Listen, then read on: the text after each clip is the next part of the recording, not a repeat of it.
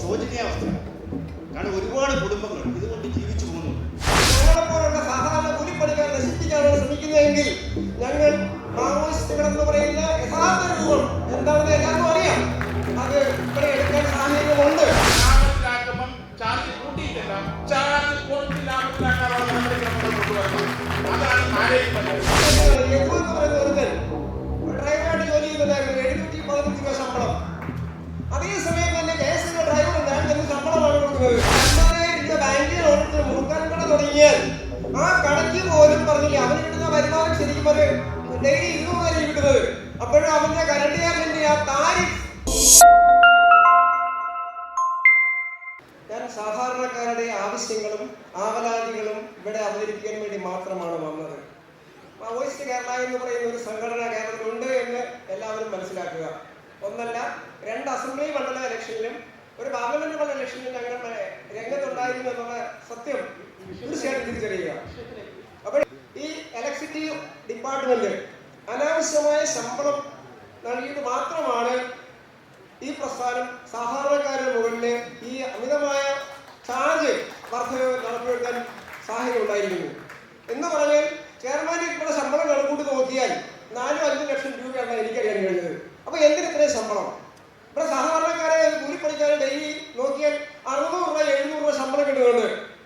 അതുപോലെ തന്നെ ഒന്ന് അനുസരിച്ച് ഇവിടെ KSRTC ഡ്രൈവർ ഇയാൾ മനസ്സിലാക്കിയതാണ്. യദു എന്ന് പറയുന്ന ഒരുത്തൻ ഡ്രൈവറായിട്ട് ജോലി ചെയ്യുന്നുണ്ടായിരുന്നു, 715 രൂപ ശമ്പളം. അതേസമയം തന്നെ കേസിന്റെ ഡ്രൈവർ ഞാൻ എന്ത് ശമ്പളമാണ് കൊടുക്കുന്നത്?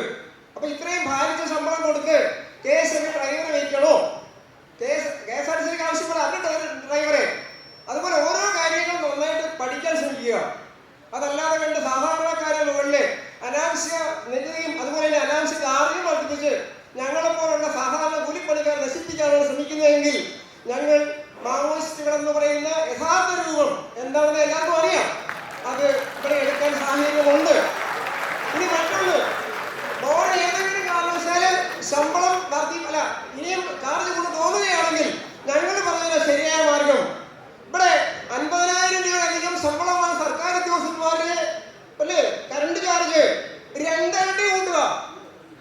പ്രതിമാസം 50,000 രൂപയധികം ശമ്പളം വാങ്ങുന്ന സർക്കാർ ജീവനക്കാരുടെ ശമ്പളം 2 ഇരട്ടി വർദ്ധിപ്പിക്കുക.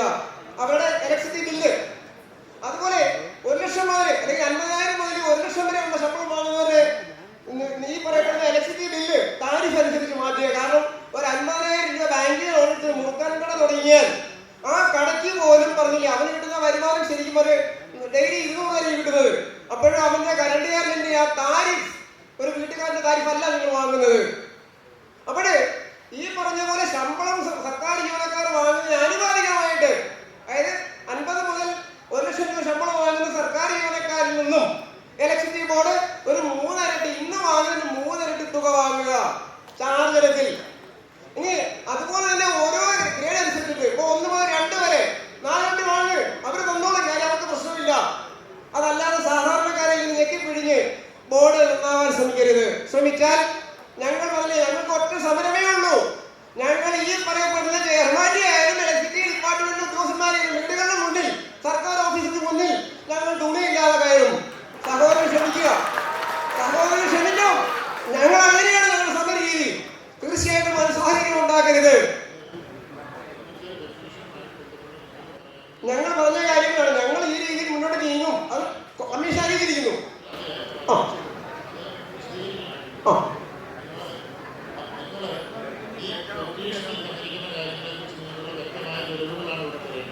ഞങ്ങളുടെ വ്യക്തമായ തെളിവുകളും ധാരണ ഇവിടെ തരമെടുത്തന്നെ വന്നിരിക്കുന്നത്.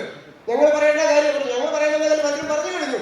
അപ്പോൾ ഞങ്ങൾ ഈ രീതിയിൽ മുന്നോട്ട് പോകും. അപ്പോൾ കമ്മീഷൻ ബുദ്ധിമുട്ട് കാണിക്കരുത്. ഇല്ല ഇല്ല ഇല്ല അപ്പോഴേ ഞാൻ എല്ലാവരോടും ഒരിക്കൽ കൂടി പറഞ്ഞുകൊണ്ട് ഞാൻ എൻ്റെ ഈ പ്രോഗ്രാം അവസാനിപ്പിക്കുന്നു. ഓക്കെ,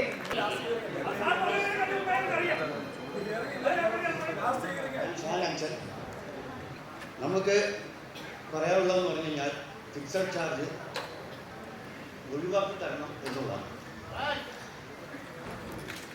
അതായത് ഇപ്പോൾ ബഹുമാനപ്പെട്ട ചെയർമാൻ പറഞ്ഞതൊക്കെ 5 രൂപ 6 രൂപ 30 പൈസ അല്ല.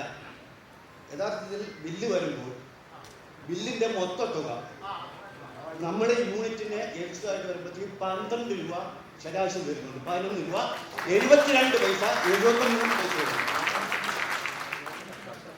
അതുപോലെ തന്നെ ഞങ്ങളുടെ ഈ ചെറുകിട റൈസ് ഫ്ലവർ മില്ലുകൾ ഇപ്പോൾ വളരെ ശോചനീയാവസ്ഥയാണ്. കാരണം ഒരുപാട് കുടുംബങ്ങൾ ഇതുകൊണ്ട് ജീവിച്ചു പോകുന്നുണ്ട്. അവർക്ക് ഇപ്പം പിന്നെ റേഷൻ കടയിൽ സാധനമില്ല, വർക്കില്ല. അല്പം മുളകോ എന്തെങ്കിലും എടുത്ത് പൊടിച്ച് കൊടുക്കുമ്പോൾ നമുക്ക് ഇതുപോലെ ഉള്ള ഫിക്സഡ് ചാർജ് ഉൾപ്പെടെ ഉള്ള ഒരു മാരകമായ ഒരു ബാധ്യതയാണ് നമുക്ക് വരുന്നത്.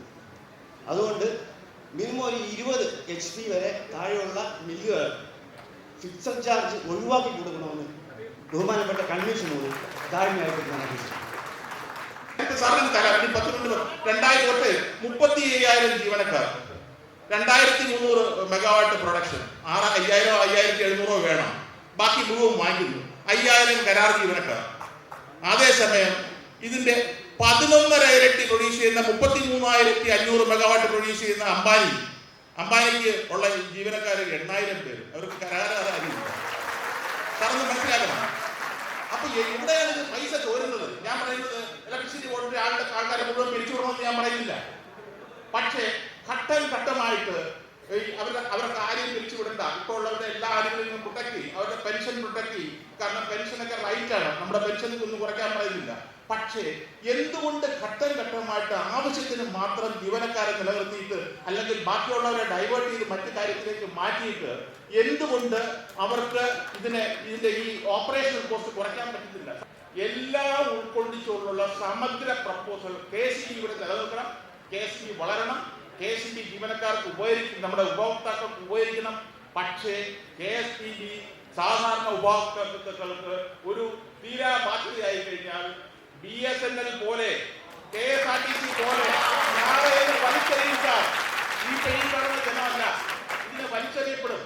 അതിനുള്ള അവസരം ഉണ്ടാക്കാതെ എന്റെ പ്രിയപ്പെട്ട ഇലക്ട്രിസിറ്റി പോലുള്ള സുഹൃത്തുക്കൾ, ജൂനിയർ നേതാക്കൾ അടക്കം പങ്കെടുത്ത് ചർച്ച ചെയ്ത് മാനേജ്മെന്റുമായിട്ട് സഹകരിച്ച് ഇതിന് ഒരു അടുത്ത 15 കൊല്ലത്തിലൊരിക്കൽ ഇലക്ട്രിസിറ്റി ബോർഡിനെ ലാഭത്തിലാക്കുമ്പം ചാർജ് കൂട്ടിയിട്ടല്ല, ചാർജ് കുറച്ച് ലാഭത്തിലാക്കാനുള്ള നടപടിക്രമങ്ങൾ കൊണ്ടുവരണം.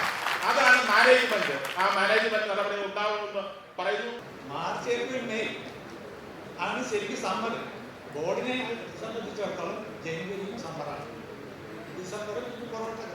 പിന്നെ ഉള്ളതെന്ന് വെച്ച് കഴിഞ്ഞാൽ ഇതിന് യാതൊരു അടിസ്ഥാനമില്ലാത്ത പ്രവർത്തനമാണ്.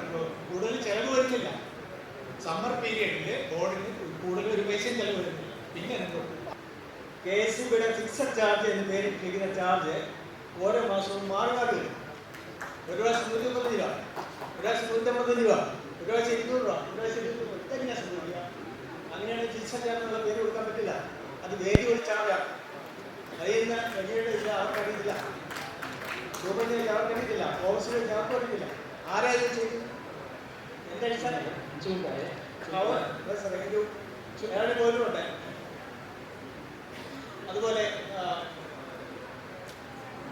കമ്മീഷനോട് ഞാൻ ചോദിക്ക് ശരിയാണെന്ന് അറിയില്ല, എങ്കിലും ഞാൻ വായിച്ച് മനസ്സിലാക്കിയത് കുറഞ്ഞ നിരക്കിൽ വൈദ്യുതി വാങ്ങാൻ 2014 KSB എടുത്ത തീരുമാനം റെഗുലേറ്ററി കമ്മീഷൻ ഇടപെടൽ മൂലം പ്രൊസീജിയർ ഡീവിയേഷൻ എന്ന കാരണത്താൽ റദ്ദ് ചെയ്തത് മൂലം 4 രൂപ 23 പൈസ ഒരു യൂണിറ്റിന് കിട്ടേണ്ട പൈസ ഇപ്പോൾ 9 രൂപ നിരക്കിൽ വാങ്ങിയിട്ടുണ്ട്. വായിക്കാനും അറിയാമല്ലോ. റിപ്പബ്ലിക് ഡൊമൈൻ എന്തുകൊണ്ടാണ്